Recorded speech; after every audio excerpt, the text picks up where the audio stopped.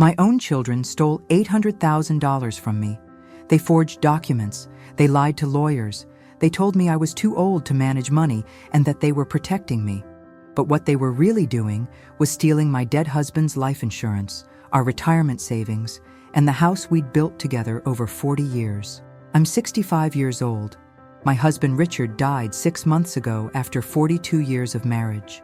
And while I was grieving, my 3 adult children, Michael, Jennifer, and David, were plotting to take everything he left me.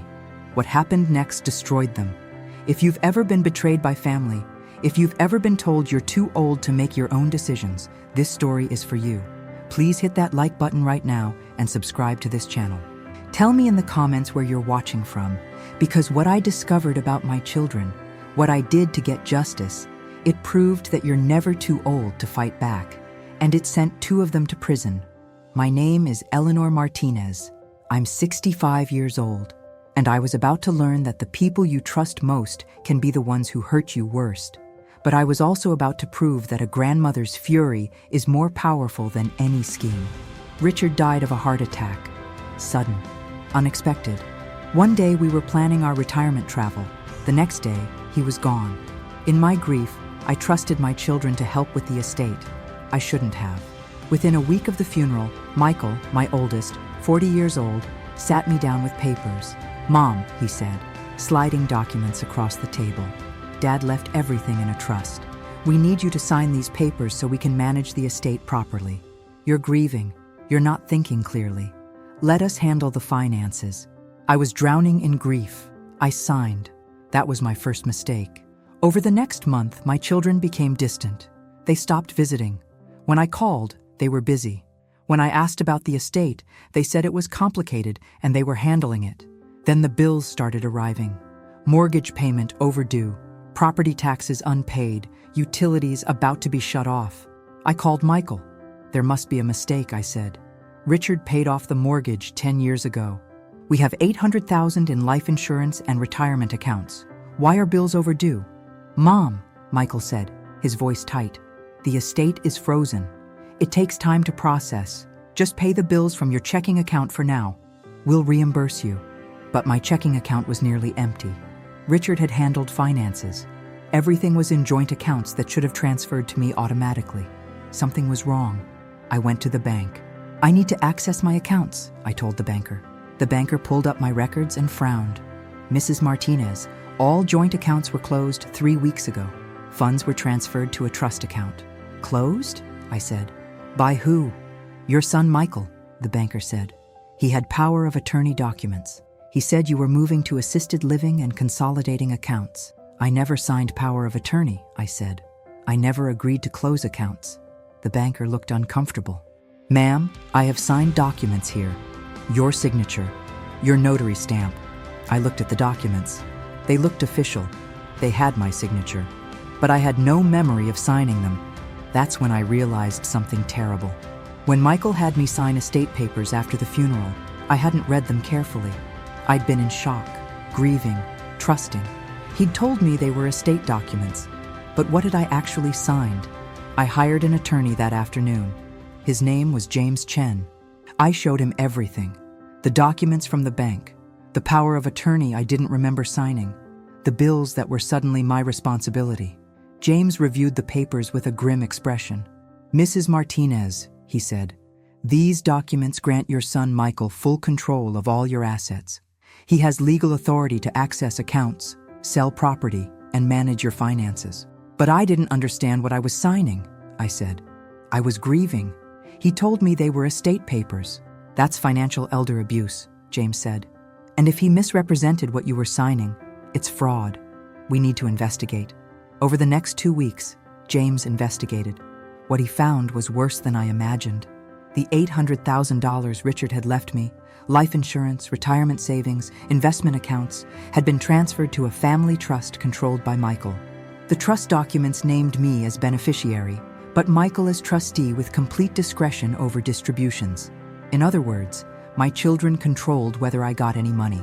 The house Richard and I had owned free and clear for 10 years had a new mortgage on it.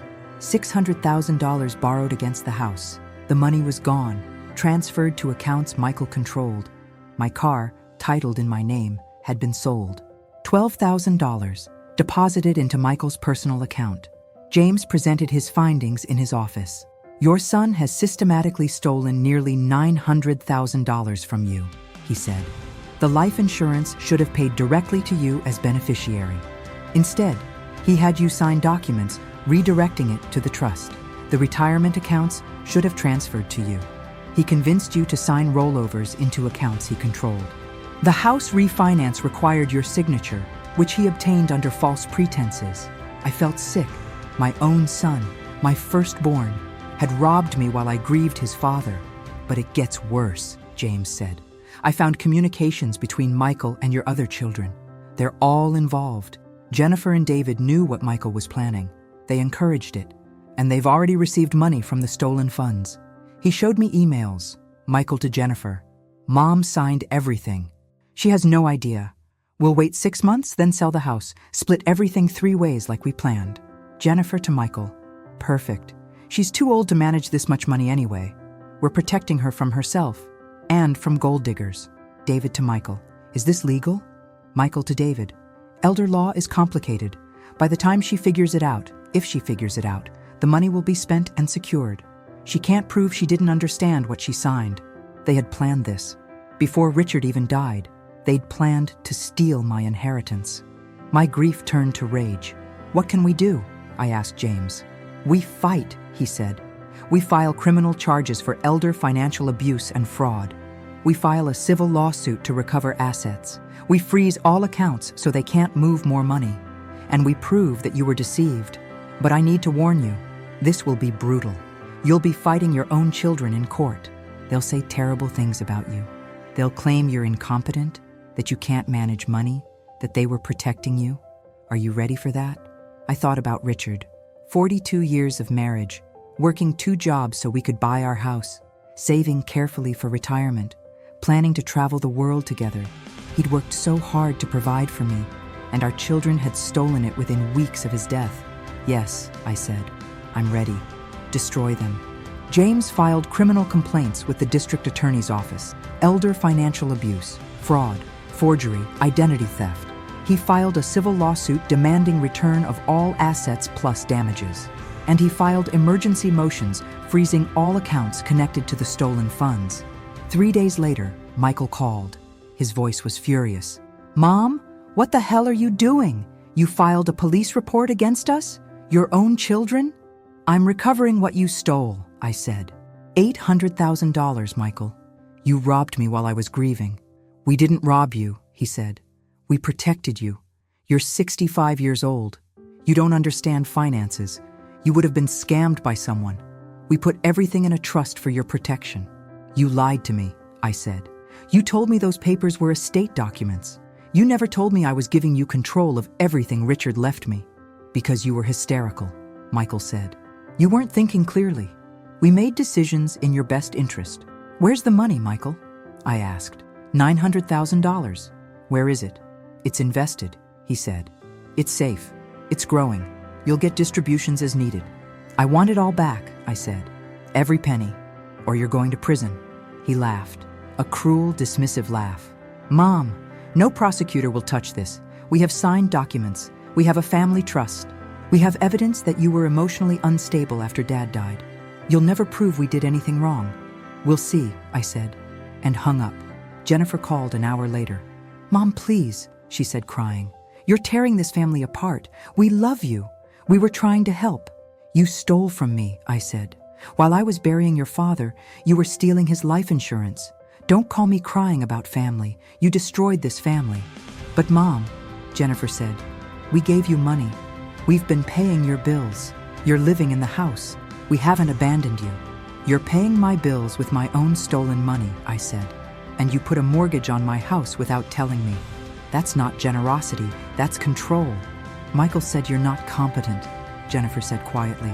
He said you've been forgetting things, getting confused, that we needed to step in before you got hurt. I've never been more clear about anything in my life, I said. I'm 65, not senile. And I'm going to prove in court that you all conspired to rob me. Jennifer hung up. David never called. Within a week, The district attorney's office announced they were pressing charges. Elder financial abuse is a felony in our state. Fraud involving amounts over $500,000 carries up to 10 years in prison. Michael, Jennifer, and David were arrested. I watched the news coverage from my living room. The house they'd mortgaged. The house Richard and I had built our life in. Seeing my children in handcuffs broke something in me. But I didn't stop. The civil trial came first.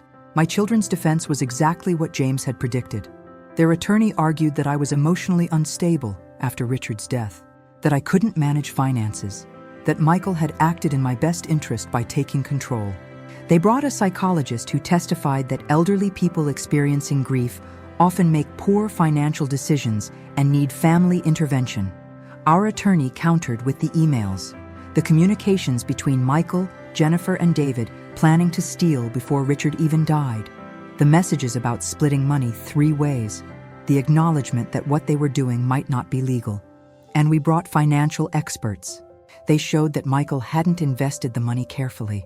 He'd bought himself a new car, $60,000. He'd put a down payment on a vacation house, $200,000. He'd paid off Jennifer's student loans, $80,000. He'd funded David's business startup, $120,000. The remaining money was in accounts earning minimal interest. There was no investment strategy, no careful management, just spending. But the most damaging evidence was the forged documents. Our forensic analyst testified that several signatures on key documents, including the power of attorney and trust papers, didn't match my actual signature. They'd been forged. Michael had traced my signature from other documents and forged papers I'd never actually seen. The jury deliberated for 3 hours. They found in my favor on all counts. Michael, Jennifer, and David were ordered to return all assets immediately. $875,000 plus interest, plus $200,000 in punitive damages, plus my attorney fees. Total judgment, $1.3 million. But the criminal trial was still coming. Michael and Jennifer hired expensive criminal defense attorneys. David pleaded guilty immediately, agreeing to testify against his siblings in exchange for reduced charges. In his testimony, David described the plan. Michael had approached him and Jennifer 6 months before Richard died. "Dad's going to leave everything to Mom," Michael had said. "She'll be vulnerable, emotional. We can convince her to put everything in a trust we control. She'll never know the difference." Jennifer had been hesitant. "Isn't that illegal?" she'd asked. "Only if she can prove we deceived her," Michael had said. "And she won't. She trusts us." David testified that he'd felt guilty but went along because Michael promised him money for his failing business. The prosecutor showed the jury my face during victim impact testimony. "I was 65 years old," I said. "My husband of 42 years had just died.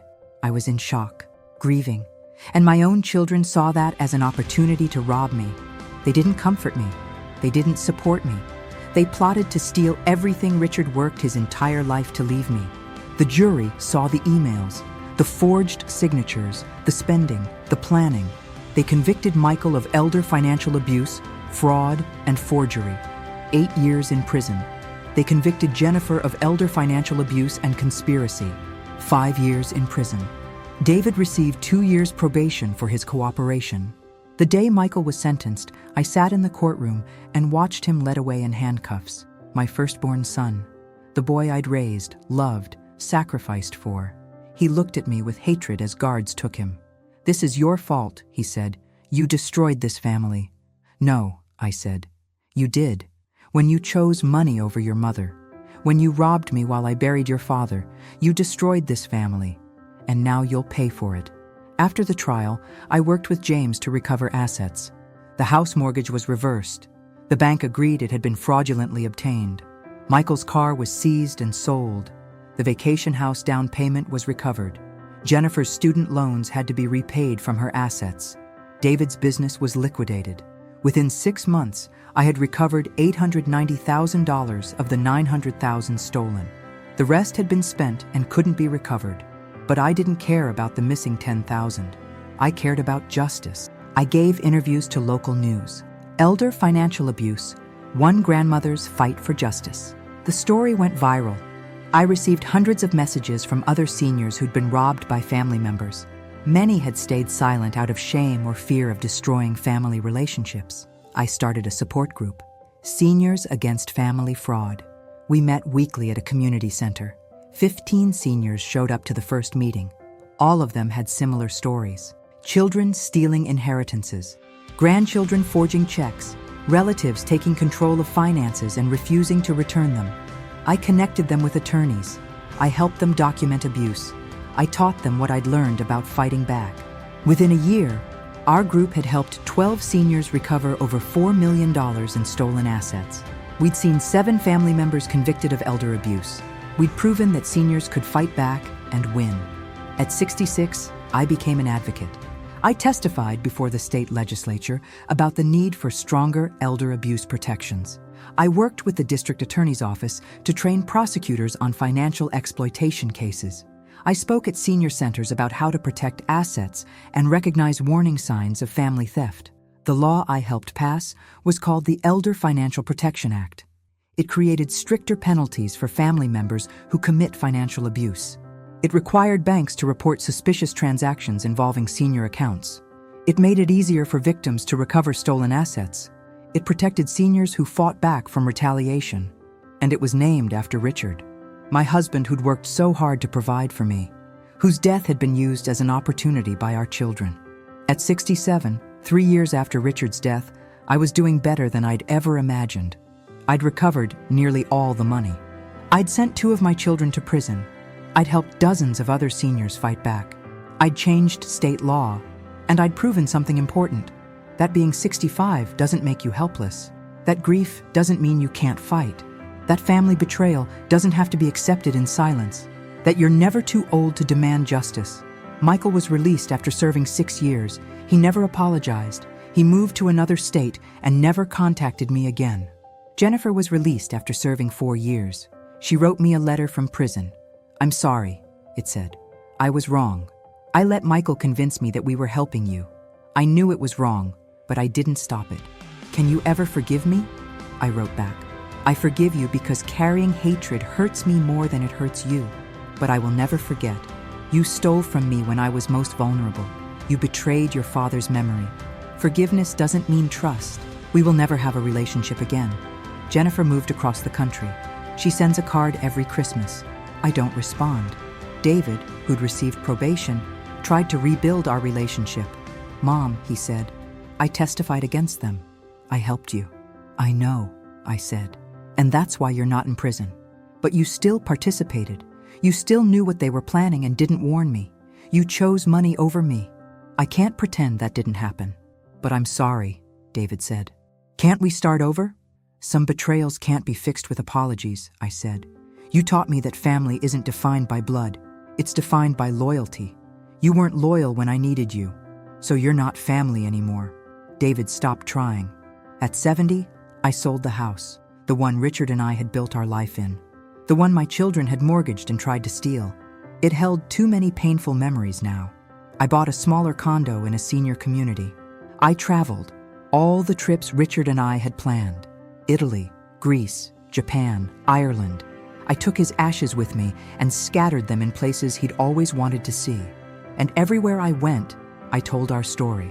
To other seniors, to tour groups, to anyone who'd listen. I told them that elder abuse is common, that family members steal from seniors every day, that shame and fear keep victims silent. But I also told them that fighting back is possible, that justice can be won, that you're never too old to stand up for yourself. At 72, I received a letter from Michael. "I'm dying," it said. "Cancer. I have 6 months. I want to see you before I go. I want to apologize in person. I want you to know I'm sorry." I threw the letter away. Some people only apologize when they're facing death and want absolution. Michael had had 8 years to apologize, 8 years to show remorse.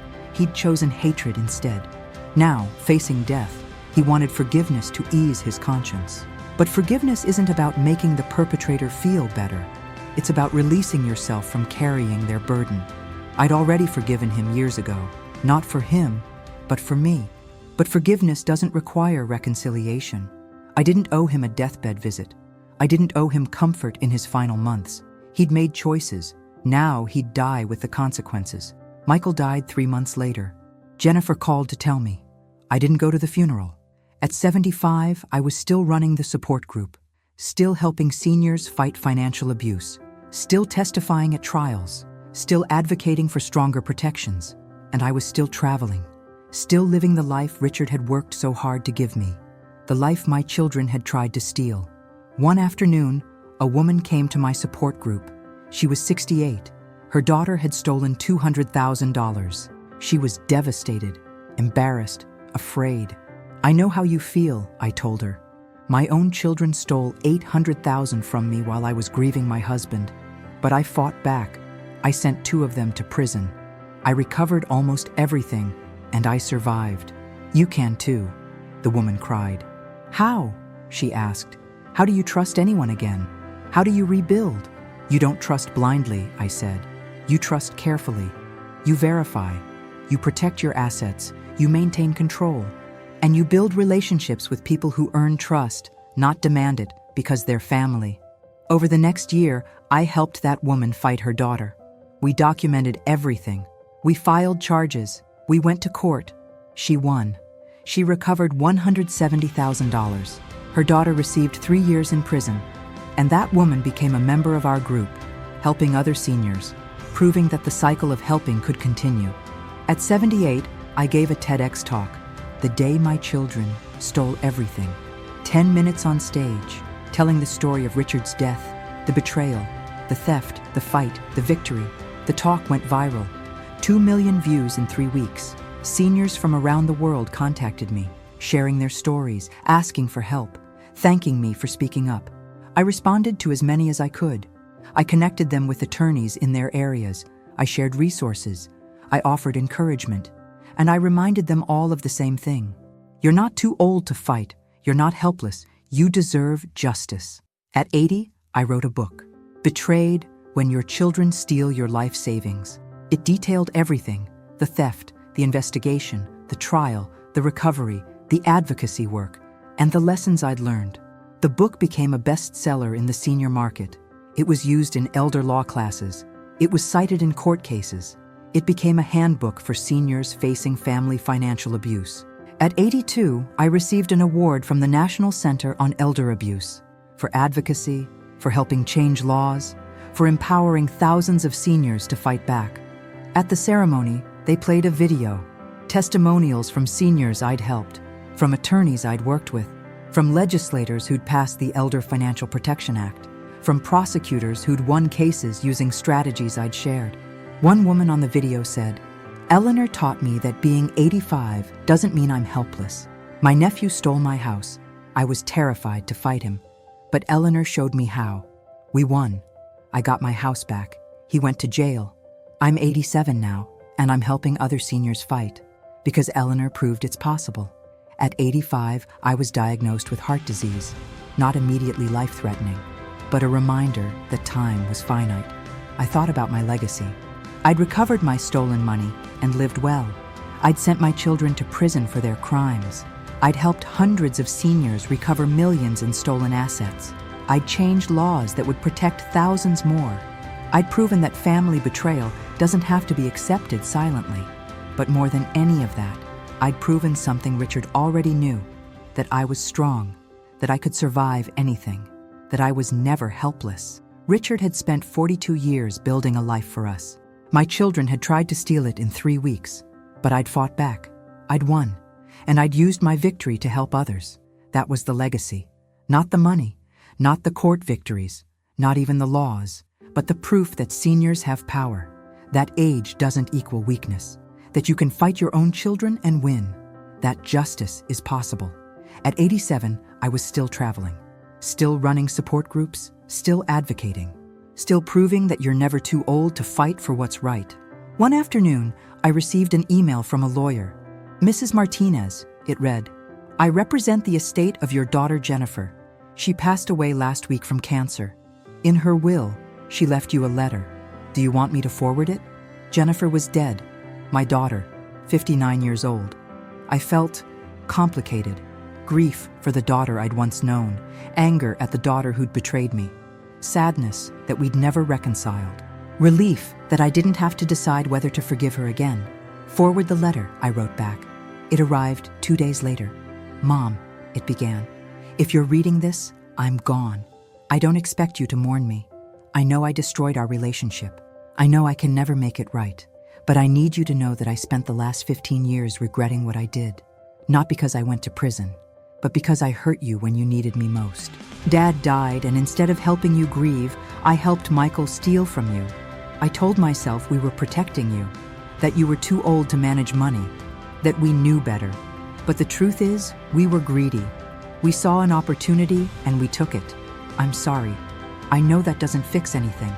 I know it doesn't undo the damage. But I need you to know that I'm sorry. And I'm grateful. Grateful that you fought back. Grateful that you sent us to prison. Because prison saved my life. I was on a terrible path. Justifying theft. Lying to myself. Becoming someone Dad would have hated. Prison forced me to face what I'd done.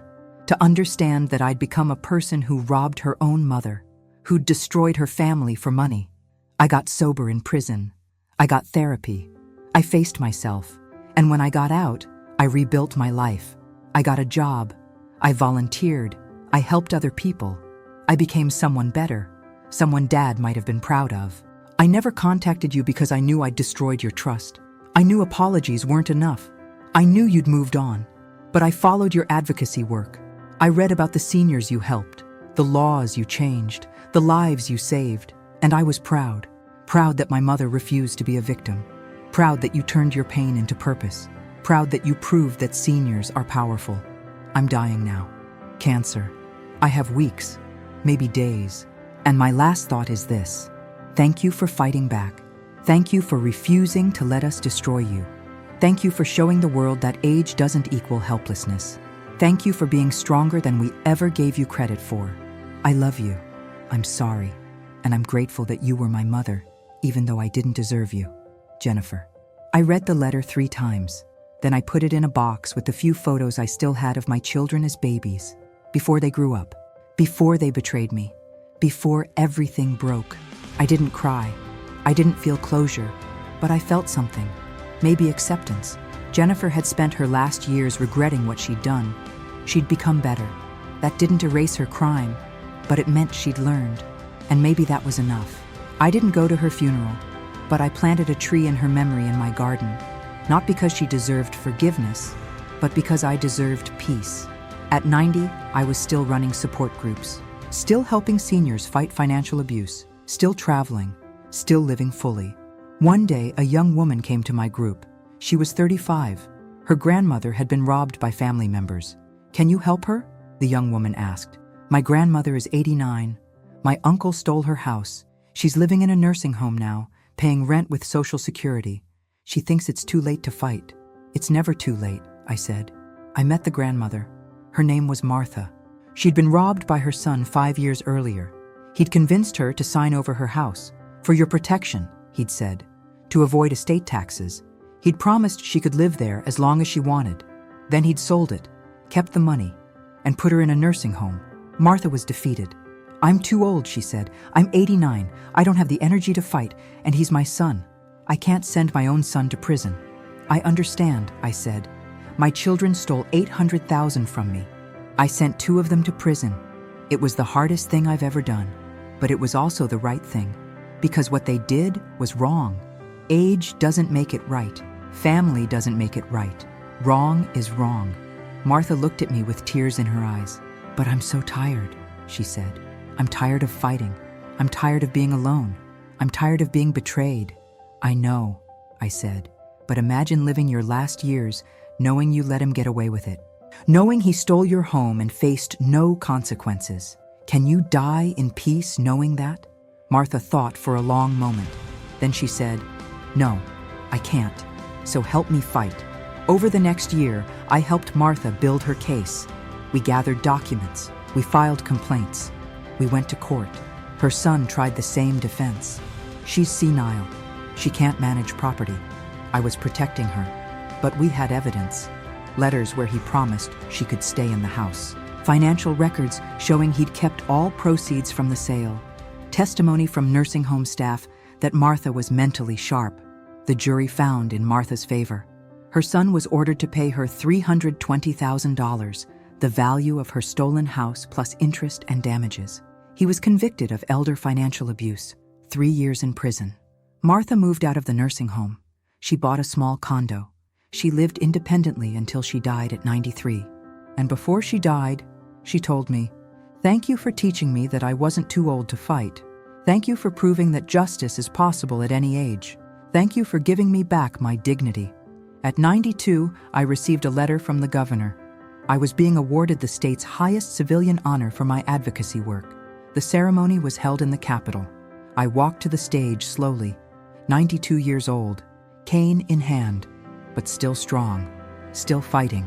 The governor spoke about my work, about the hundreds of seniors I'd helped, about the laws I'd changed, about the millions of dollars recovered, about the predators sent to prison.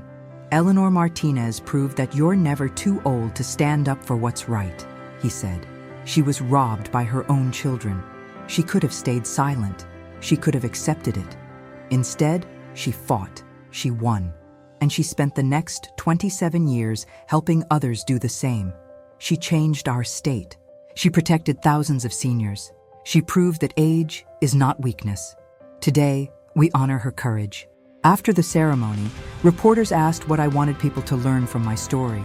"I want people to learn that family betrayal is not acceptable just because someone is elderly," I said.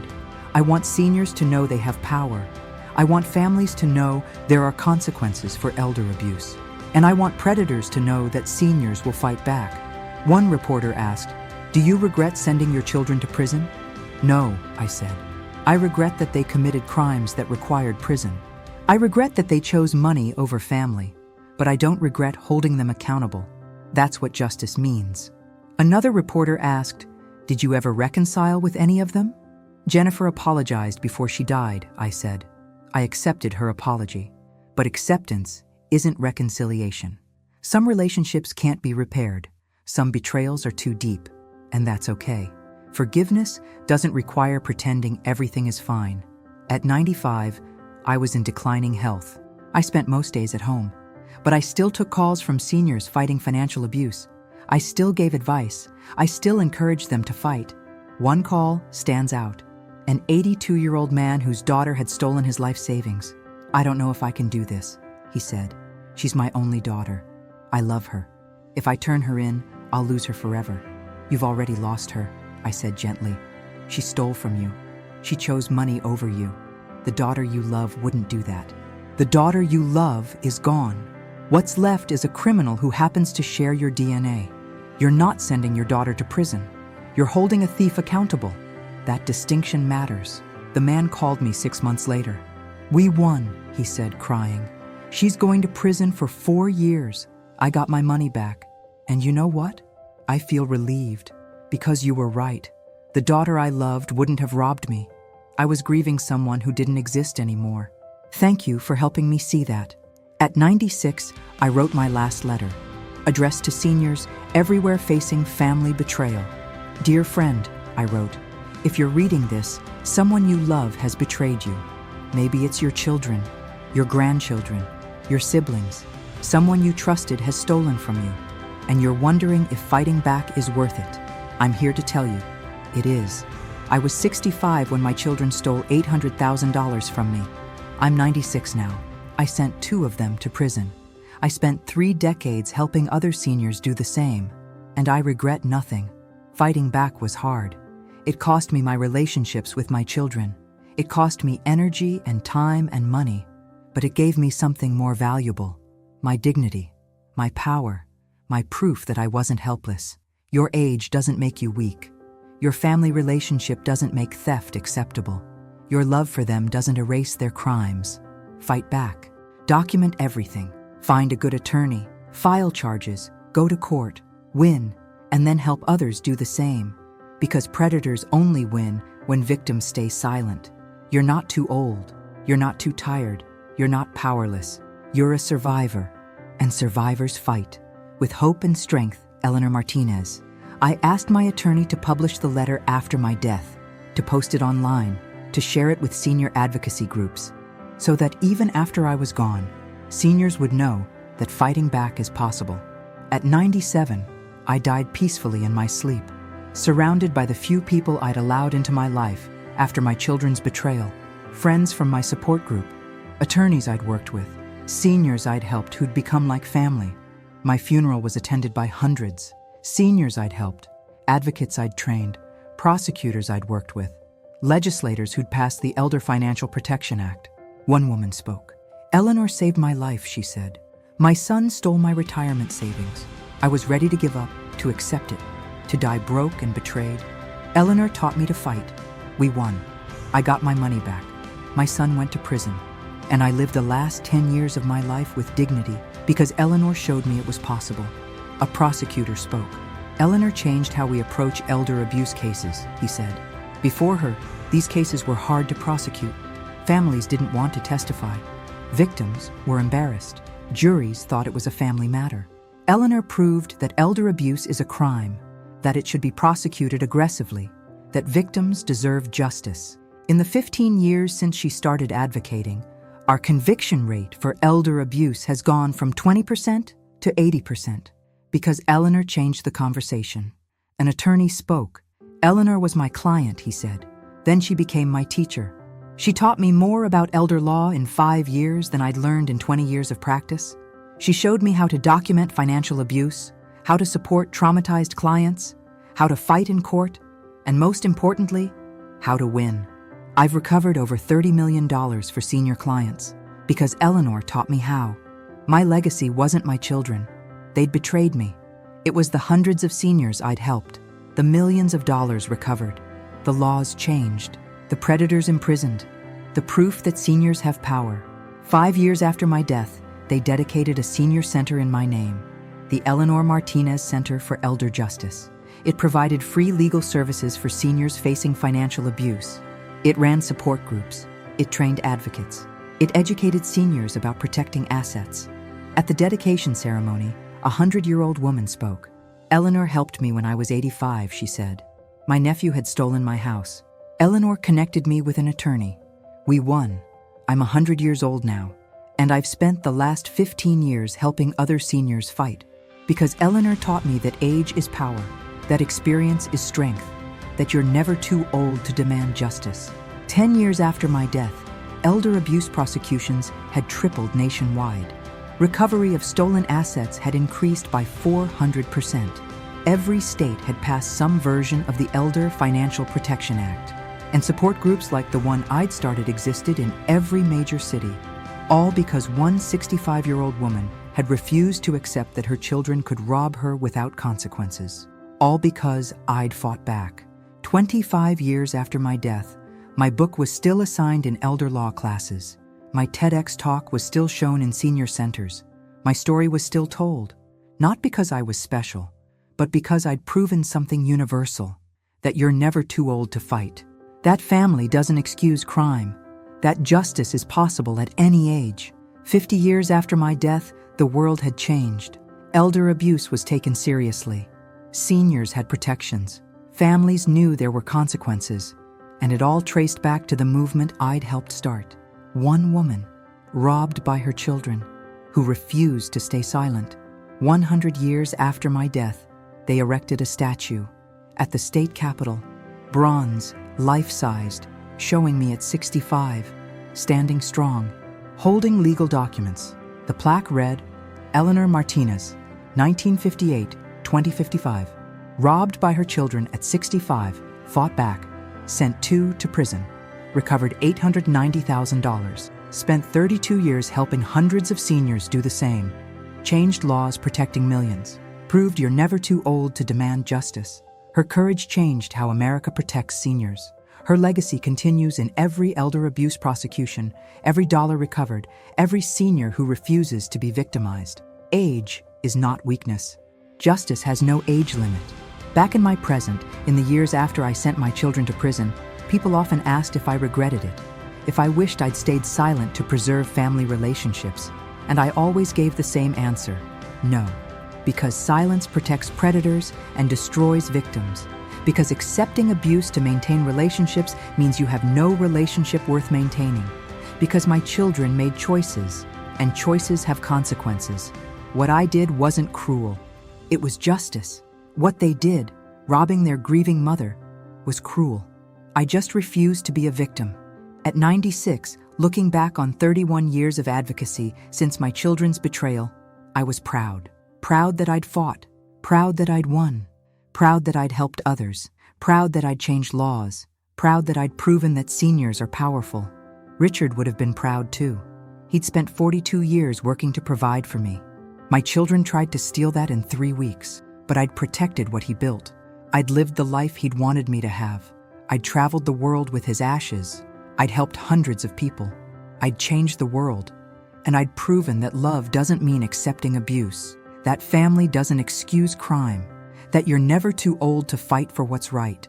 My children had given me a choice: accept being victimized or fight back. I fought back, and I won. Not just the money, not just the court cases, but my dignity, my power, my proof that I mattered. That was what Richard had really left me. Not $800,000, but the strength to fight for it, the courage to demand justice, the knowledge that I was never helpless. My children tried to take that. They failed, and in failing, they proved something neither they nor I expected: that a grieving 65-year-old woman is more powerful than 3 adult children who underestimated her. That experience and determination beat youth and greed. That mothers are strongest when protecting what matters. What mattered wasn't the money. It was the principle that I deserved respect, that Richard's legacy deserved protection, that justice was possible. I was 65 when they stole from me. I'm 96 now, and I'd do it all again. Somewhere right now, a senior is being robbed by family. A daughter is stealing her father's pension. A son is forging his mother's signature. Grandchildren are convincing grandparents to sign over property. It happens every day. Billions of dollars stolen from seniors by the people they trust most. And most stay silent, out of shame, out of fear of destroying family relationships, out of belief that they're too old to fight. This story is for them, to show that fighting back is possible, that you can send your own children to prison and survive, that justice is worth the cost, to show that age is not weakness, that grief doesn't mean helplessness, that family betrayal doesn't have to be accepted. I was robbed by my children at 65. I sent 2 of them to prison. I recovered nearly everything they stole. I spent the next 32 years helping hundreds of others do the same. I changed laws. I changed culture. I changed how America thinks about elder abuse, all because I refused to accept that my children could steal from me without consequences. If I could do it at 65, while grieving, while alone, while terrified, you can do it too. Document everything. Find a good attorney. File charges. Fight in court. Win. And then help the next person. Because that's how we change the world. One fight at a time, one victory at a time, one senior at a time, proving that age doesn't equal powerlessness. My children thought I was weak, too old, too grief-stricken, too trusting. They were wrong, and their mistake cost them everything. Their freedom, their mother, their inheritance, their dignity. Because I refused to be weak. I refused to stay silent. I refused to let them win. You can refuse too. Whatever your age, whatever your situation, whatever your family says, you have power. You deserve justice. You can fight, and you can win. I did, at 65, while grieving, while betrayed, while alone. If I could do it, anyone can. The question isn't whether you're strong enough. You are. The question is whether you're willing to fight. I hope you are. Because you deserve justice. Your loved one who provided for you deserves their legacy protected, and predators deserve consequences. That's what I proved. That's what you can prove too. Fight back. Win. Help others. Change the world. You're never too old.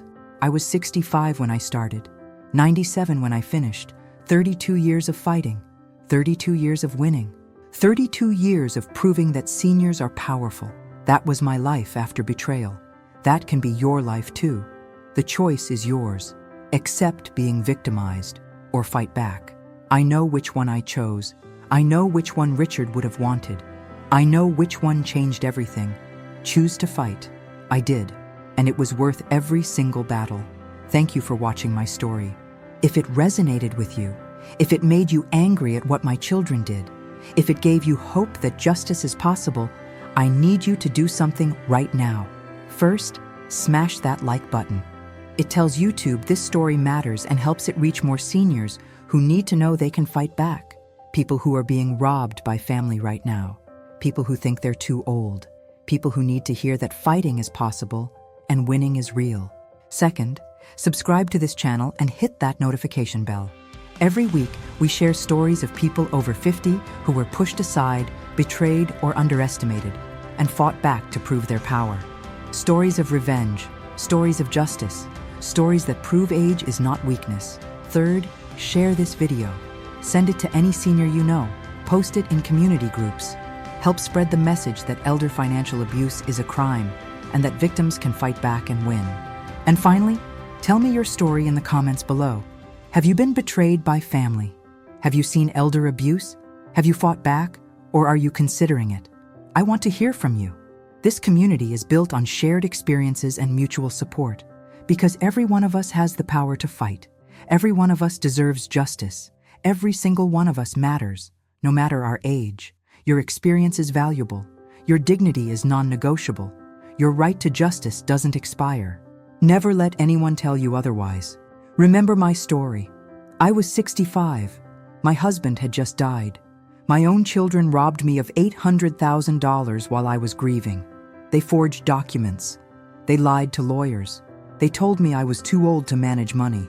But I documented everything. I hired an attorney. I filed criminal charges. I went to court. I sent 2 of them to prison for a combined 13 years. I recovered $890,000. I spent the next 32 years helping hundreds of seniors recover millions. I changed state law. I proved that you're never too old to fight. If I could do it at 65, while grieving, while betrayed by my own children, you can do it too. Whatever you're facing, whatever your age, whatever they told you, you have power. Fight back. Win. See you in the next story. Neither age, nor grief, nor family betrayal can stop someone who refuses to be victimized. Your justice is waiting. Go claim it.